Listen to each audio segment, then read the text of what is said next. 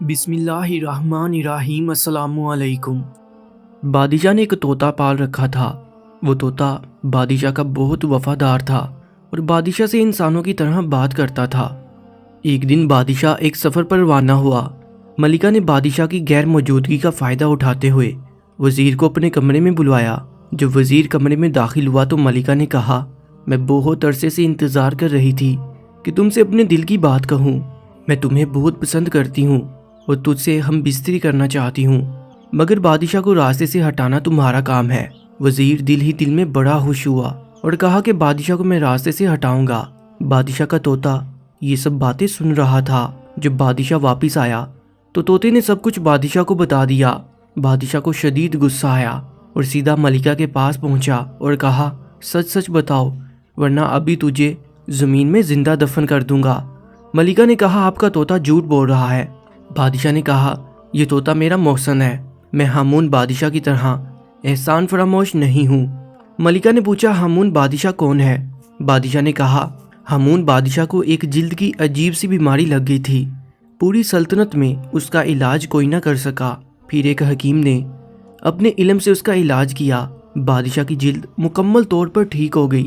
بادشاہ نے حکیم کو بہت سی انعامات سے نوازا تو وزیر حکیم سے حسد کرنے لگا اور کہا کہ بے شک حکیم نے آپ کا علاج کیا ہے، مگر وقتی طور پر عارضی علاج ہے، اور یہ حکیم ایک جاسوس ہے جو ہمارے ملک میں جاسوسی کرنے آیا ہے۔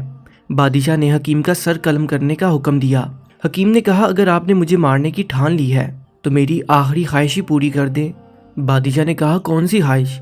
حکیم نے کہا، مجھے مارنے کے بعد میری کھوپڑی کو اپنے سامنے رکھ لینا اور میری کتاب کا صفحہ 120 پڑھنا۔ حکیم کی آخری خواہش پوری کی گئی اور بادشاہ نے اس کی کھوپڑی اپنے سامنے رکھ کر حکیم کی کتاب کا صفحہ 120 پڑھا، مگر وہ صفحہ چپٹا ہوا تھا۔ ہامون بادشاہ نے اپنی لاب دہن سے صفحہ کھولنے کی کوشش کی۔ کتاب کے صفحے پر لگی زہر نے بادشاہ کو تکلیف میں ڈال دیا اور وہ تڑپنے لگا تو کھوپڑی سے آواز آئی کہ میں تمہارا محسن تھا اور ایک موذی مرض سے تم کو نجات دی، مگر تم نے مجھے ہی مار ڈالا، اب یہی تمہارا انجام ہے۔ ملکہ نے کہا، بادشاہ سلامت، آپ سلامت رہیں، میں یہ ثابت کروں گی کہ آپ کا طوطا جھوٹ بولتا ہے۔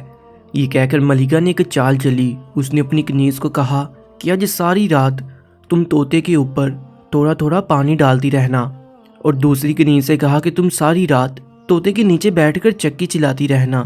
جب صبح ہوئی تو ملکہ نے کہا، بادشاہ سلامت، رات موسم کیسا تھا؟ بادشاہ نے کہا، موسم بالکل صاف تھا۔ ملکہ نے کہا، اب اپنے طوطے سے پوچھیں کہ رات کو موسم کیسا تھا۔ بادشاہ نے اپنے طوطے سے پوچھا، میاں مٹھو، رات کو موسم کیسا تھا؟ طوطے نے کہا، کیا بتاؤں، ساری رات بارش ہوتی رہی اور بادل گرجتے رہے۔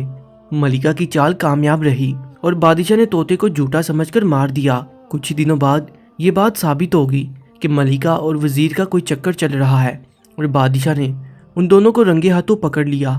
بادشاہ نے اپنے جوتے اتارے اور اپنے ہی سر پر مار کر کہا، افسوس کہ مجھ میں اور ہامون بادشاہ میں کوئی فرق نہ رہا اور میں احسان فراموش رہا۔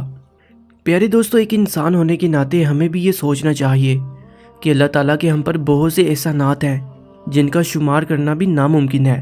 کہ ہم بھی احسان فراموش تو نہیں؟ کہ ہم اللہ کی عبادت ویسے ہی کر رہے ہیں جیسے کرنی چاہیے یا نہیں؟